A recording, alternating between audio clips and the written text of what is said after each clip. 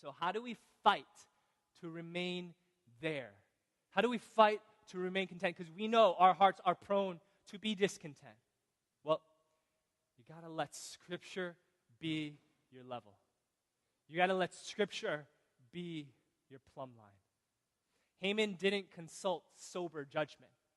Haman knew exactly who he was gathering before him. Haman wanted to gather those people that would tell him exactly what he wanted to hear. He recounted all his achievements so that his friends, his wife, can repeat just all those things back to him and make him feel good about himself.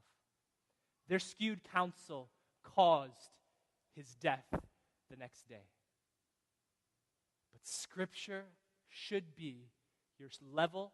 It should be your sober judgment.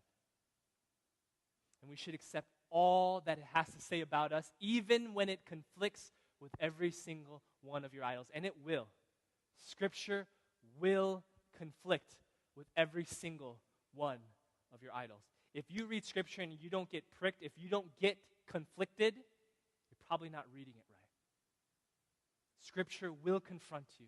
Scripture will cause you to fight your idols. We need to maintain that line, that level line of judgment. Our hearts are prone to wander. We know it. And the Scriptures need to be that plumb line, to level us off, to give us sober judgment. Our hearts are prone to worship idols, and the Scriptures will bring us back to have God at the center, to be our joy and to be our happiness. Second, believe in the omnipotence and the omnipresence of God.